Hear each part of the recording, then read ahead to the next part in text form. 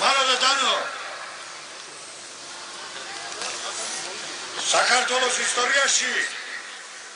ყოფილა დიდებული წამები და ეს წამი არის ერთ-ერთი უდიდებულესი. როდესაც ამ 70 წლის მანძილზე ამ ტანჯვასა და ვაებაში ამ სისხლისღვრაში პირველად ასე შეკრული, ასე მთლიანი წარმოდგა ქართველი ღვთის წინაშე.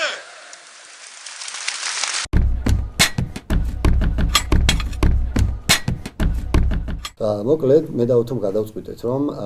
დავიწყოთ ახალი ასე ვთქვათ გადაცემა და ვისაუბროთ იმ ადამიანებზე ვინც სისტემის წინააღმდეგ იბრძოდა და იბრძვის. დღევანდელი ჩვენი გადაცემა კი დაეთმობა მერაბ კოსტავას, რომელიც პირნათლად არის ადამიანი, რომელიც სისტემას ეწინააღმდეგებოდა და არაფერს არ უშინდებოდა თავისი სიცოცხლის განმავლობაში. პირველ რიგში ვინც გაგვახსენდა ამ პირველ რიგში ხო თან ქართველი, თან ჩვენი გმირი მერაბ კოსტავა. ბატონო. ბევრისთვის რაღაც სადგრძელოსავით არის რა ეს ადამიანები რომ ეს საუბრობენ რომ თითქოს მერაბ კოსტავაზე ზუსტად გამსახურდია გამსახურდია ისე ამბობენ თითქოს სადგრძელო დალევენ და მორჩება და რაღაცა ვერ იაზრებენ დაუშვათ მაგალითად მერაბ კოსტავას რამხელა ღვაწლია საქართველოს ისტორიაში ანუ რაღაც ჩადო ამ ამბავში რომ საქართველოს ყოფილიყო დამოუკიდებელი სახელმწიფო ახლა ზუსტად გამსახურდიას და მერაბ კოსტავას მეგობრობა ბავშვობიდან იწყება მაგრამ დღეს აღარ იქნება ჩვენი გადაცემა მერაბ კოსტავაზე ვილაპარაკოთ პირველად 1856 წელს დაიჭირეს თავის თანამოაზრებთან ერთად, როდესაც შექმნეს დისიდენტური მოძრაობა გორგასლიანი. აუცილებლად დისიდენტურ აზრებს იდეა ჰქონდათ ჩანერგილი, რომ საქართველოს უნდა ყოფილიყო თავისუფალი და საქართველოს უნდა ყოფილიყო დამოუკიდებელი ქვეყანა, როგორც სხვა დანარჩენი ევროპის ქვეყნები. მაგ დროისთვის აგზაული იყო ესეთი წიგნები საბჭოთა კავშირში მოგვახსენება. გაოს რაღაცის დღევანდელ ვითარებას რო შევადარო, დღესაც გზავნე რაღაც წიგნებს, მაგალითად ესე მარტივად რო ავიღოთ, მარტოობის 100 წელიწადი, სადაც არანაირი პროპაგანდისტული რაღაც შინაარსი არ დევს მაგციგში, ცენზურა დაიმუქრა ქართული ოცნების გამო. ნუ ხა საბჭოთა კავშირის დროს უფრო მკაცრი იყო ეს ცენზურები წიგნის მიმართ და ქართულ ახალგაზრდას ან საბჭოელ ახალგაზრდას არ ქონდა იმის ფუფუნება რომ წაიკითხა ნებისმიერი წიგნი. მაგრამ ფარულად და რაღაც ფარულად ხო მერაბ კოსტავას ქონდა ეგ რაღაც შესაძლებლობა რომ ფარულად წაიკითხა ეგ წიგნები და იქიდან რაღაც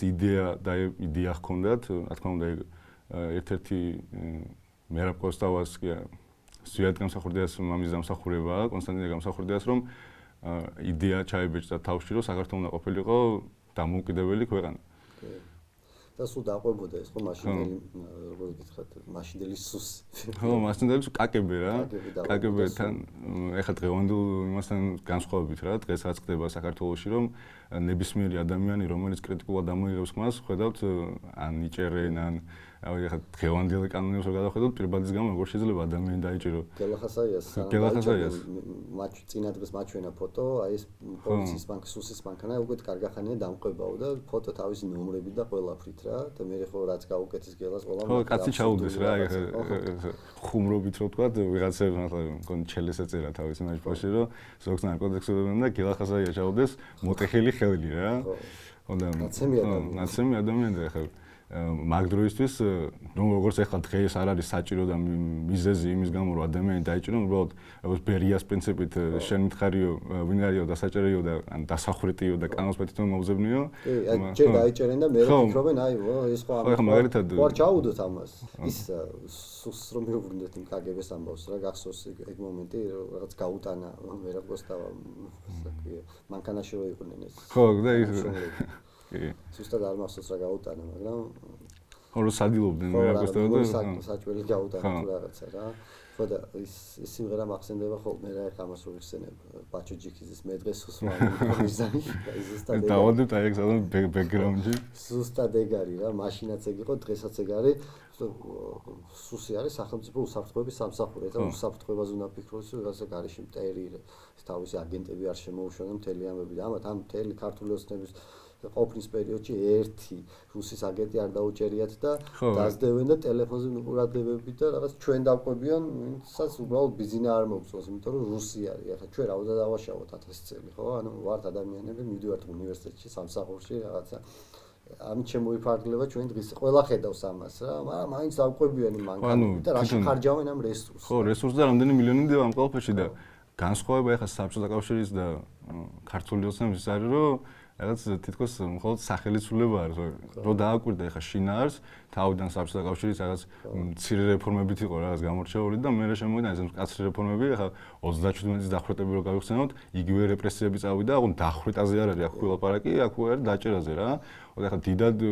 კი რაღაც გადასახლებები არ არის. გადასახლებებიც არ არის, მაგრამ ახლა გადასახლებას არანაკლებ არ ჩამოვარდება, როდესაც ადამიანს წყვეტ იმ რაღაცას თავისუფლებას. ნუ ახლა მე და შენ და ჩვენ ახლა რუსთაველზე მსგავად ეგ ადამიანებს არ ვართ თავისუფლები, იმიტომ რომ ისეთ რეჟიმში გვიწევს ცხოვრება, რომ ყველანაირად შევოჭრილები ვართ, მაგრამ სად 4 კეთილში ყოფნა და სად გარეთ უკვე შეგიძლია სიარული. და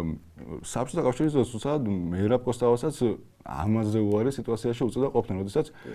ჩვენ ახლა აქ რო შეგვიძლია დასკვნა და ეს ლაპარაკი, მაგ დროისთვის ეგ წარმოუდგენელი იყო, რომ ესე დამსხლარი იყო სადღაც ეს ადამიანები ან ბავშვები, რომლებსაც ჰქონდათ იდეა რაღაცა, რომ ელაპარაკათ და გაგანიხილათ თუნდაც როგორი იქნებოდა დამოუკიდებელი საქართველო. და ეს გადასახლებებზე მახსენებ მერაბი რამდენჯერ იყო, ხო? მერაბი დაიჭირეს, ნუ დაჭერები იქამდე ბევრი იყო, რაღაც მე კოსტავაკი კონსტანტინე გამსახურდიას იმითაც გამოუშვს, მაგრამ ეგ სახელი გამსახურდიასი ბევრი ხანი ვეღარ გაუკაჩავდა რა. და ერთ დროსაც დაიჭირეს მერაბ კოსტავა, ნუ იქამდე მინდა ვახსენო, რომ 78-ში, როდესაც მოხდა ეს სტუდენტური 14 აპრილს გამოვიდნენ სტუდენტები, მაგ დროს ბევრს უკითხავს ალბათ, ბევრს უკითხავს შემდგომს, რომ რატო არ იყვნენო, ან რატო არსად არ ხდებაო გამსახურდია და კოსტავო, რომ რაღაცა ლიდია იღესო ხელშიო და რაღაცას წინ გაუძღვნოდა. რომ უნდა გაუძღოს ადამიანი ლიდს, როდესაც მაგ დროისთვის ციხეში იმყოფება, სწორედ იმის გამო, რომ რაღაც სისტემას შეეწინააღმდეგა, რაღაცა ხმა მოიღო და მაგის გამო იჯდა ციხეში. ნუ ახლა მაშინ იმენად აქტიურად გამოვიდა სტუდენტობა, რომ საერთოდ არ ჭირდებოდა შეიძლება თქვა, რომ რაღაც ის გაძღოლაც ეგეც. ანუ მან წმინდად რაღაც სპონტანურად გამოვიდა ხალხი, რომ აი ისეთი რეფორმა შემოქონდა საბჭოთა კავშირს, რომ დღემდე ახლა მაგალითად მე და შენ აქ რო შედვართ და ვლაპარაკობთ ქართულად, თუნდაც მაგის დამსახურება ახლა. და ეგ წმინდად იმის დამსახურება, რომ მაგ დროს სტუდენტები კი არ გაჩვდნენ, პირიქით რაღაცა ხმა მოიღეს და ახლა დღევანდელ იმას მახსოვს იმ ამბებიდან, რომ ერთი სტუდენტი ყვებოდა, რომ აი ფანჯრიდან გამომიყარეო აქციაზე რომ გამოსულიყო წარმოიდგინე. მაგ დროისთვის მარტო ის ყველაფერი სტუდენტების ამბავი, მაშინ მოსწავლეებიც აქტიურად იყვნენ ჩართულები, რაღაც მასწავლებლები ხედავდნენ, რომ აგერ დიდი საპროტესტო აქციაა და ბავშვები არ გავიდნენ გარეთო და მაგ დროისთვის თითქმის რავი სკოლების შემოღობეს რაღაც მასწავლებლები კარებთან დადგნენ და მოსწავლეებს არანაირად არ აუშვებდნენ გარეთ და ერთი მოსწავლე რომ ერთი ამბიდან ვიცი, მგონი 78-ში ეწერა. ეს ინტელექტის გამოცემა. ხო, ინტელექტის გამოცემაში ფანჯარა მოკლედ ახსნილი. და ამბები წერია რა, თან საკითხავი წიგნი არის. ჩვენ წაკითხოს ყველას. ფანჯარა გამოაღო ერთმა მოსწავლემ და ერთი მოსწავლე რო გადახდა ფანჯრიდან, მერე დომინოს პრინციპით გაყვნენ სხვა მოსწავლეებიც რა. რაღაც ის იყო რა, ერთმანეთის მხარდაჭერა და მეტი ემპათია. თან მაგ დროისთვის ახლა ისეთი ამბავი იყო, რომ ეხლა ჩვენ რაღაც გვარბევენ რაღაცა, რავი, ახლა თირქიას ამბავი რო გავიხსენოთ, მართლა თავი გადაუხსნეს ადამიანს, მოკვდა, მაგრამ ხელოვნურ გამაში იყო რამდენი ხანი, მაგრამ მაგ დროისთვის საბჭოთა კავშირში რო ეწინააღმდეგები შენ არანაირად არ ხარ დაზღვეული, ახლა აქ ჩვენ თუ რეზინის ტყუას გვესვრიან, მაშინ რეზინის ტყუა კი არა, მაშინ პირდაპირ ტყუას ესროდნენ ადამიანზე, მაგიტომ სტუდენტებს ჰქონდათ ის დავა, სტუდენტებს კი არა, იქ საზოგადოება ვინც იყო შეკრებილი, წითელი ფერი ჩაეცვათ, მაგ დროს თუ თეთრი ფერი ჩაეცვათ, თეთრი ფერს იმიტომ იცავდნენ, რომ რო გვესვრიანო აგერ ჩვენი სისხლი დაეთყობაო და მეორე წითელი ფერი იმიტომ იყო, რომ თუ გვესვრიანო თავის საბჭოთა კავშირის ფერის ესვრიანო რა სიმბოლოს. გადასახლების პერიოდზე მინდა ვთქვა რა 83-ში იყო მე როცა შიმშილობდა მე რა. კი 83-ში დაიწყო უვადო შიმშილობა კოსტავამ. და მაშინ უკვე სიკვდილის პირას არის მისული მერაბ კოსტავა და მოზიდის იქიდან შეტყობინება ზვიერ გამსახურდიას რომ ესე მდგომარეობაშია და შეიძლება ვეღარ გაძლოს და ვეღარ გადარჩეს და აი ის არის რა ქვია ჟორჟ მარშე იყო მაშინ საფრანგეთის კომპარტიის ლიდერი და ეგურეკავს საფრანგეთის პრეზიდენტს მაშინ მატერანს და მატერანი თხოვს მე რა საბჭოთა კავშირის ტიპებს რომ აი გადაიყვანონ სამკურნალოდ და ასე შემდეგ. აი იცი რის თქვა მინდა, აი მაშინაც კი ჩვენ როგორ გვეხმარებოდა ევროპა და ჩვენთვისაც ამხელა იმედი იყო ევროპული ქვეყნები და ევროპული ლიდერები რომ აი ესეთ მომენტებში გვერდში დაგვდგომოდა, ხო? ეხლა რომ აი ყოველთვის ეხლა პროპაგანდა რასაკეთებს ამ ევროპის გაშავებას და რაღაცა. მერაბ კოსტავა რომ გადარჩა არის წმინდა ევროპული დამსახურება. მატერანის დამსახურება არის, რომელმაც აი ესე მკაცრად მოთხოვა, მაშინ ვინ იყო ზუსტად ანდროპოვს უთხრა, ხო? ანდროპოვს რომ მოთხოვა რომ აი გადაიყვანეთ ეს ადამიანი სამართლებოში და უმკურნალეთ, ხო, ელემენტარული, ხო? აი ჩვენება მინდა იმის რომ აი ბმა ყოველთვის ჰქონდა ჩვენ აი თანამედროვე საქართველოში ევროპასთან ესე დღეს და გუშინ არ მოსულა რა. ხო, ანუ თავიდანვე ევროპა გვეხმარებოდა ყველაფერში რა, ეხლა თუნდაც საქართველოს რუსეთისგან დახსნის ერთადერთი ის იყო ევროპა მაშინ. კი. და ეს ევროპა იმას კი არ ნიშნავს რომ შენ რაღაც თვითყოფადობას კარგავ პირიქით, ეხლა მერაბ კოსტავას როგორ და დაეკარგა ქართველობა, ხო? ქართველობის მაგალითია ადამიანი, ხო? ნუ ეხლა ვისაც ეხლა ნებისმიერ ტიპიურ გრუზინთანაც რომ მიხვიდე და რომ კითხო ვინ არისო შენთვის ეხლა თუნდაც ეხლა შეიძლება ილია ჭავჭავაძე მოგიყვანოს უმრავლესობა, მაგრამ ეს ქართველი კაცი ვაშკაცი რომელიც უდრეკი იყო მერაბ კოსტავას მოგიყვანოს, მაგრამ მერაბ კოსტავაზე რო ელაპარაკები არიციან წინა ისტორია კოსტავასი რა, ანუ როგორ განვითარდა და აი ევროპაზე მაშინ უმეტესად კი არა ხალხი ვერ გაიგებდა, იმიტომ რომ იმდენად ჩახშული იყო ეს აი ევროპაზე საუბარი და რა თქვა ევროპა კი არა აი უმეტესობა მგონი არც იცოდა ევროპის შესახებ უბრალოდ გაგებული ქონდა რომ რაღაცა კონტინენტი ევროპა არსებობდა და დღესდღეობით ახლა ну машин ახლა ინტერნეტის არ არსებობდა და ახლა ბიბლიოთეკაში ვინ დაუდევდა ევროპაზე წინგს და ვინ ეთყოდა რომ ასეთი კარგი რაღაცები ხდება ევროპაში. მაგრამ დღესდღეობით რავი ნებისმიერ ადამიანს შეუძლია რავი ტელეფონი აიყოს და გადახედოს რა ხდება ევროპაში და როგორ განვითარებულები არის. ხო, ანუ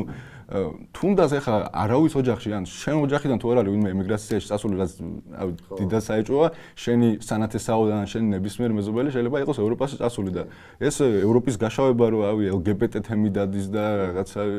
ბრჭყალებში პიდარასტები, რა ვიცი, აი მაღაზიაში რო შეხვალ და ორდლარად თუნდაც მე რაღაც პოსტი შემხვდა, ისა რა ქვია, მაღაზიაში შევედიო ტიპი ამოს ქართველი რა და უალკოჰოლოს ასმელი შემხვდაო რა და ალკოჰოლს ვეძებდიო რა, ეხლა ხო არ მინდოდა და მეთქი რატო არა გაქვთ უკითხო და ეგრეთო ეკლესია არისო და მაგიტო წარმოიდგინე. და ჩვენთან რა ვიცი, ეგ რა ქვია რა ქვია კაცო იმას საპატრიარქოს ჩვენი საპატრიარქოს კლუბი არის უკან შანგრილა არის კაზინო და ისე კაზინო და აქეთ რომელიღაც ეკლესია არის თავისუფლებასთან ოჯახის ინსტიტუტი მოდის და დასავლური ღირებულებაო ეს ოჯახის ინსტიტუტი რა პირდაპირ და ესენი რა ვიცი თავის პოსტი მედით გაჩვენებენ რომ თითქოს ოჯახი კი არ არის ისეთი ხალხია რა ბავშვს აგებინებენ რაღაცას ქესუსლიან და ასეთი დავახლოვდები ჩვენ გადავშენები პირიქით თუ გვინდა რომ რაღაც ქართველობა თუ გვინდა რომ შევინარჩუნოთ აი ევროპასთან უნდა დავახლოვდეთ, იმიტომ რომ არასდროს ევროკავშირი და ევროპა არ ცდილობს რომ შენ შეგიცვალონ შენ თვითყოფადობა, პირიქით აძლიერებს შენ კულტურას აძლიერებს, რავი შენს როგორ გითხრათ, შენს იმ განსაკუთრებულ იდენტობებს აძლიერებს, რაც გაგაჩნია, ხო? გართმევს რუსეთი, რა ვიცი, ენას გართმევს, ეკლესია გახავი. საბჭოთა კავშირი რო გავხსენოთ, ახლა საბჭოთა კავშირზე რო ამბობენ, რომ აგერ რაღაცა რელიგიას გინარჩუნებდა საბჭოთა კავშირი რა. საბჭოთა კავშირში იყვნენ წმინდა ათეისტები, საქართველოში პრეცედენტი რო იყო, რავი, იმდენი ათეისტი იყო საბჭოთა კავშირის დროს, ეკლესიაში შესვლას უგზავნდნენ ხალხს და რავი, თუ ოცულობდა ვინმე რო ნახავდნენ, მაგის გამო იჭერდნენ ადამიანებს. საბჭოთა კავშირის დაშლის მერე გახდა მე ხო, რავი, ამბროსი ხელაია რო გაიხსნა, ეხლა მარტო მეფის რუსეთის დროს და მე რა ვიცი დაჭერილი ყავდათ იმის გამო რომ რავი ავტოკეფალია უნდა და ქართული და ქართულად უნდა და საქართველოში ყოფილიყო წირვალოც და მაგის გამო ზუსტად დაიჭირეს ამბროსი ხელაია. აუ კიდე ერთ რაღაცას მინდა შევეხო რა, მე როც დავუბრუნდეთ ჩვენ ახლა ლაპარაკობთ და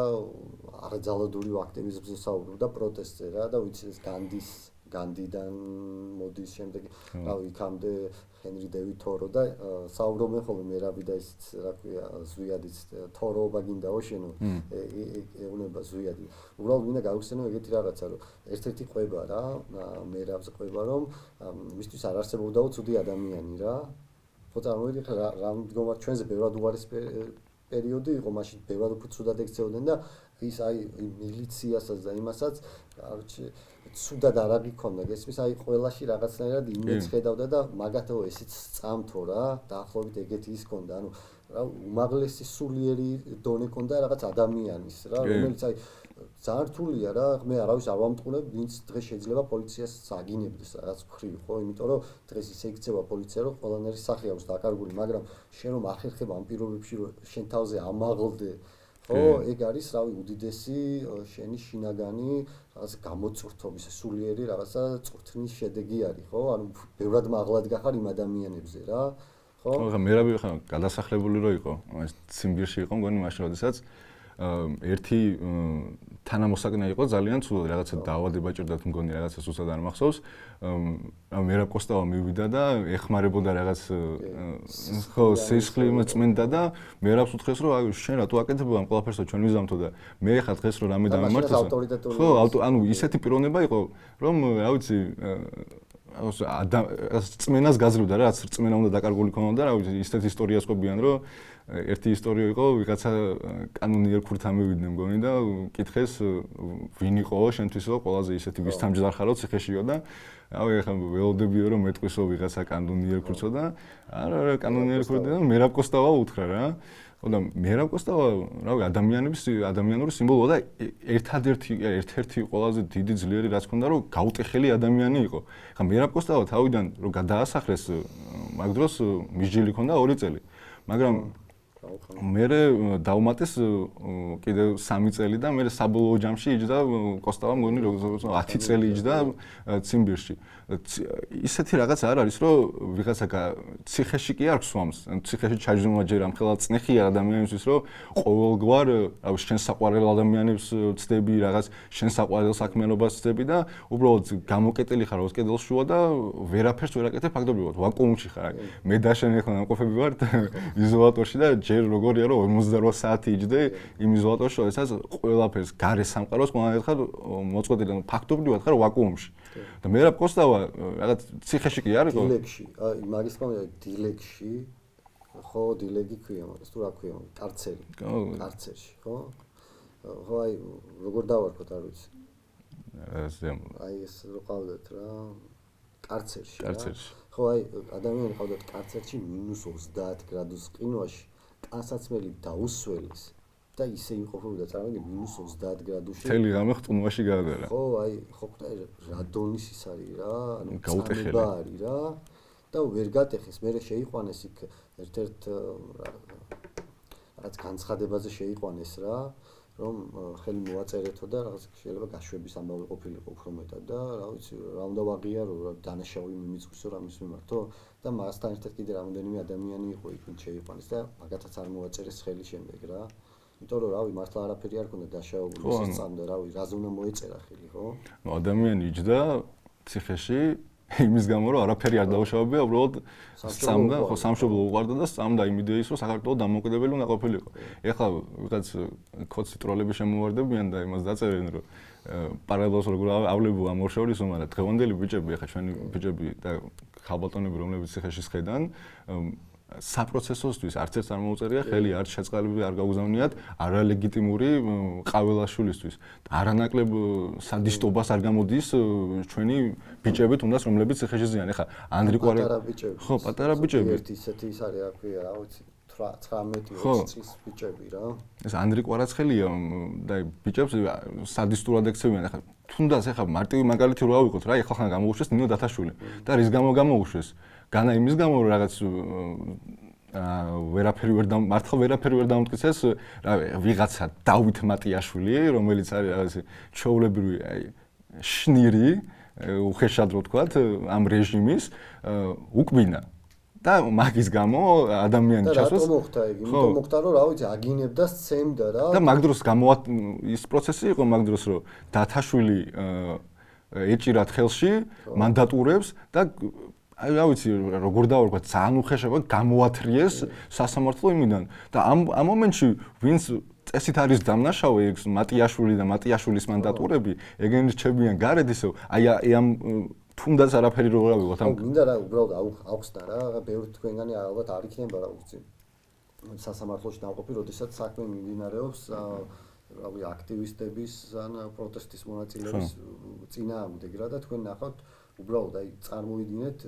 სიტუაცია როდესაც რავი ათეულობით ეს მანდატურები ცხოველები ვიქცევიან იგინებიან შეურაცხყოფას გაყინებენ რა ვიცი საშინელ შეურაცხყოფებს გაყინებენ მე ქცემენ ძირს გაგდებენ ასისხლიანებენ ადამიანებს და ეს ყველაფერი ხდება სასამართლოში გულწასული გოგოები მინახავს მე პირადად სასამართლოში მაგას ხელი რო შეუბრუნო რაღაცა რო უთხრა აი ნინოს მსგავსად ციხეში ჩაგსვამენ ამდენს ვითმენთ მაგას ლაპარაკობ რამხელა მოთმინების ის ქონია ჩვენ ფიალა რომ ამდენ რაღაცას ვითმენთ რომ ერთი ავადმყოფები არიან ტიპები რომლებიც ესე გექცევიან აი უბრალოდ ვერ მოითმინა რა ნინო ვერ მოითმინა და შებოჭილი ყავდა იმიტომ რომ წააქციეს უტყამდნენ იგუდებოდა ხალი ფაქტობრივად ხელზე უკბინა რა ვიცი ეგრეთ ჩანს იმაში ეგრეთ თქვეს რომ ხელზე უკბინაო და ამის გამო ადამიანი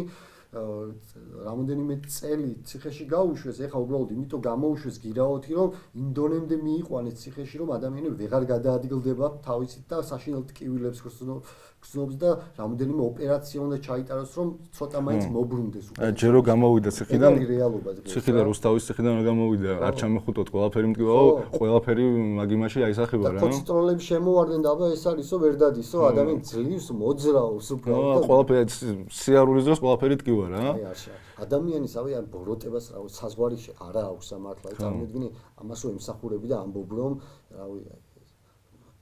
ფეხით როგორ გადაადგილდება ადამიანის ხედავ რა მდგომარეობაში ჩააგდეს როგორი შევიდა და რა მდგომარეობაში გამოვიდა და შენ რო დგები და რაღაც ფულის სანაცვლოდ რომ ესეთ იმას ტყზავ რა ამას კატასტროფა არ არსებობს რა ფსკერი რა უბრალოდ ეგ ურჩევნია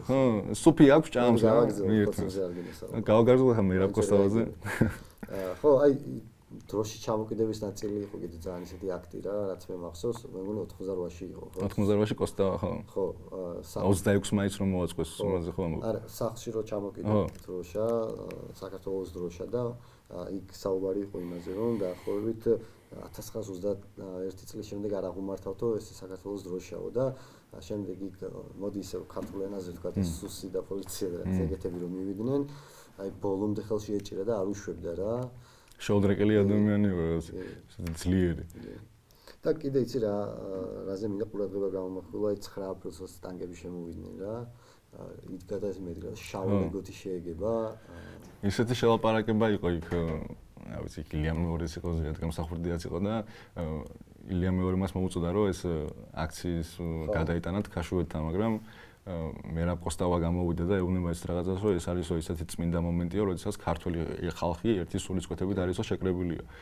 და მახალს ვერ დაშლიდი რა. ვერ დაშლიდი, მან გამოვიდნენ და რაღაცა გამსახურდიას ამბობს რომ ჩვენ აქ რაღაცა რომ ქნათო და რომ მოუწოდოთ ამ ხალხსაც წავიდეთო, მოღალატებად შეგურაცხავდენო. ხო და ნუ მასეთი რაღაც იყო რა, მართლა ხელა ერთობა და ის იყო. მართლა ამდენი ხნის განმავლობაში ქართველი ხალხი რაღაც მართლა ერთ-ერთმანეთით იყო შეკრებილი და რაღაცას აპროტესტებდა, რომ რაღაცა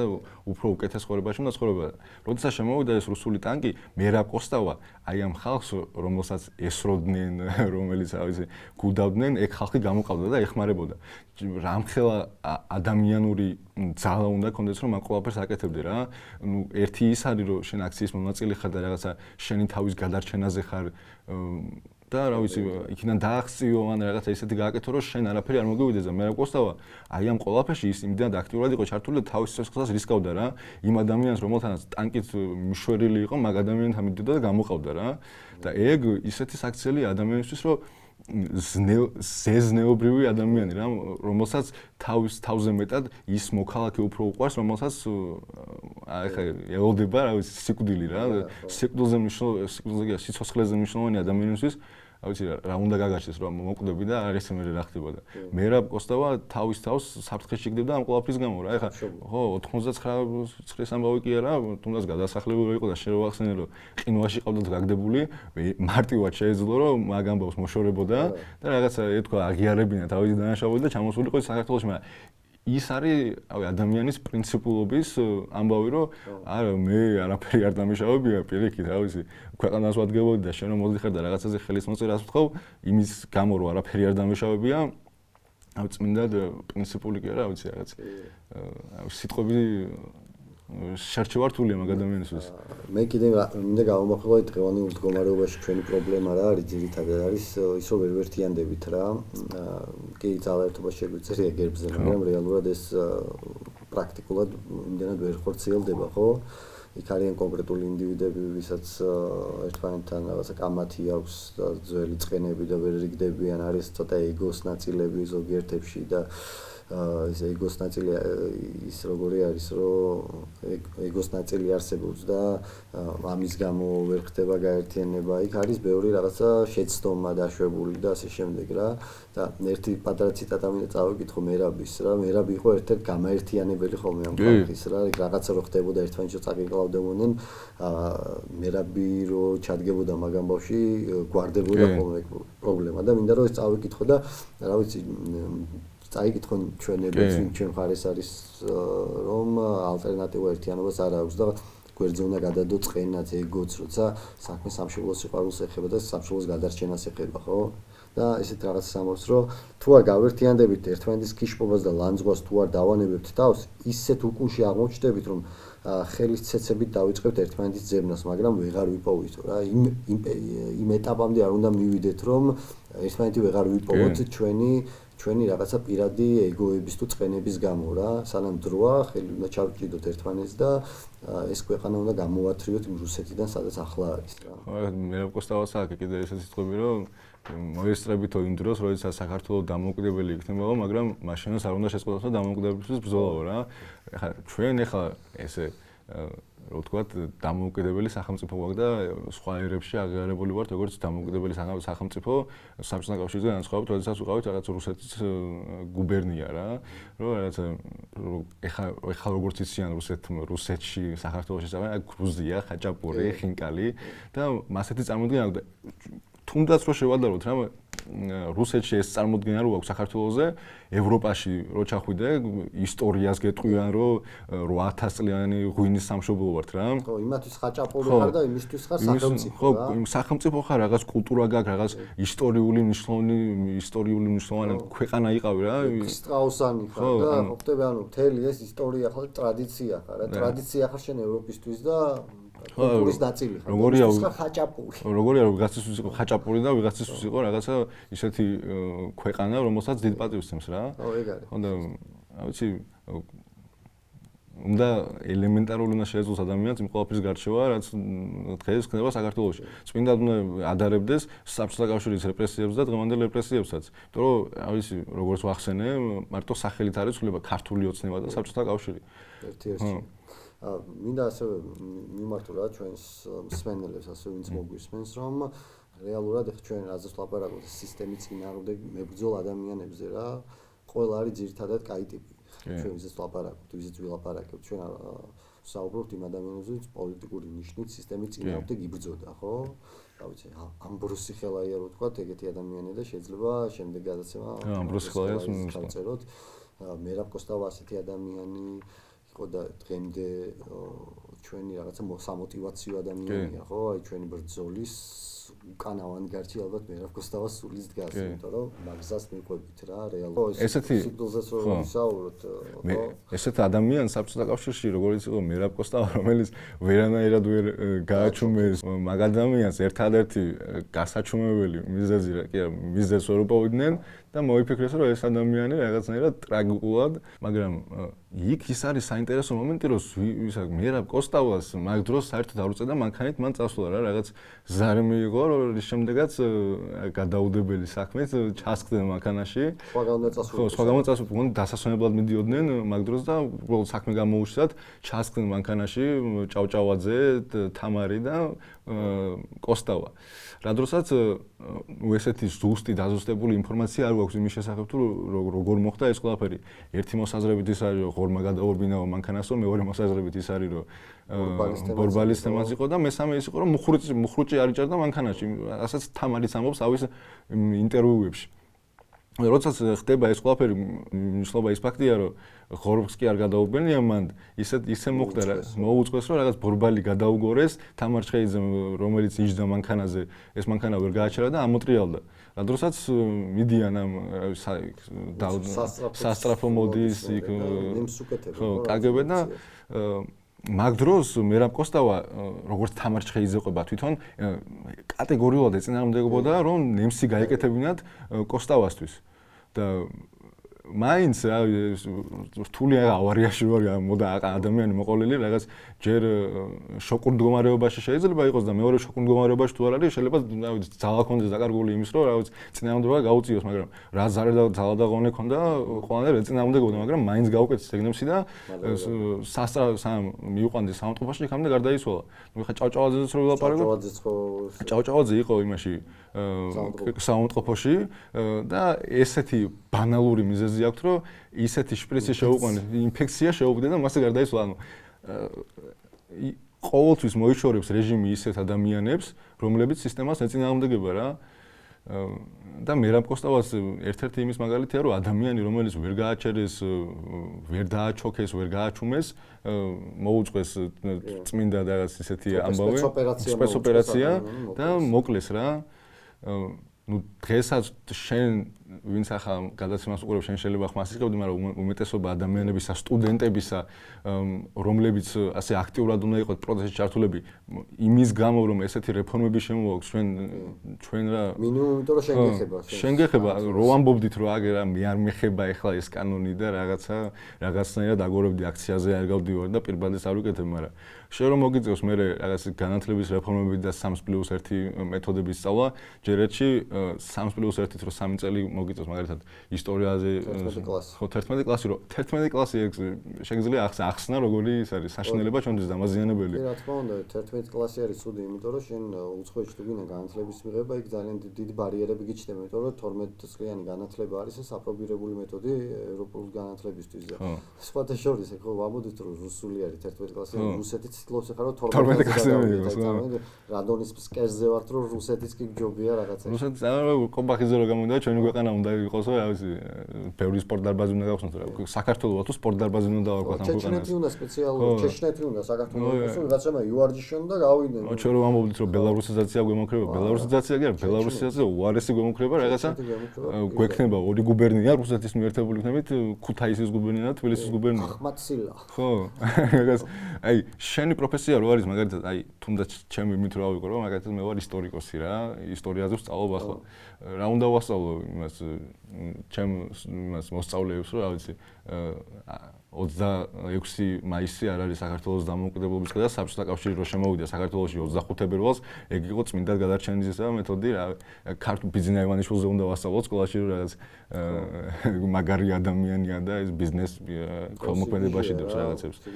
და ეს უნდა გამოვიდეთ აუცილებლად უნდა გამოფხიზლდეთ და რაღაცნაირად ჩავერთოთ ამ პროცესში შეიძლება ვიღაცები არ მოგწონდეს შეიძლება არ მოგწონდეს ის რომ ერთიანობა ვერ შედგა და ყველა თავისთვის არის და ასე შემდეგ მაგრამ ეს შენ იმისგან არ გათავისუფლებს რომ შენი მოქალაქეური პოზიცია არ გამოხატო და რაიმე სახით არ ჩაება ამ პროცესში იმიტომ რომ შენ თუ გაჩუმდები ეს ნიშნავს რომ მთელი ქვეყანა გაჩუმდება რა გულისხმობ რომ შენზე როგორც ერთ ინდივიდზე არის ძალიან ბევრი რამ დამოკიდებული ამიტომ თუ სურვილი გექნება შენ ყოველთვის იპოვე ადგილს სადაც მიგიღებენ და ნებისმიერ ერთადაც შეიძლება კარგი არაზალოდობრივი პროტესტის წარმოება. თუ ვერ იპოვე შენი თავი ამ პროტესტში შეგიძლია გადახედო ახლა მერაბ კოსტავას იმას და ადამიანი როდესაც რა ვიცი წმინდად გასაჭირში იყო და წმინდად რაღაცა პირდაპირ ამ სიტყვის მნიშვნელობით კლავდნენ ეგ ადამიანი ეწინააღმდეგებოდა სისტემას. თან ახლა ამთავრებთ გადაცემას მაგრამ ეს რაღაცას ვიტყვი რომ მერაბ კოსტავა საერთოდ ასწავლებლობდა მაგალითად პოლიტიკაზე და საერთოდ არ ქონია რაღაც პოლიტიკური შეხედულებები, მაგრამ როდესაც ნახე რომ თავისი ქვეყანა გასაჭირში იყო რაღაცა დახმა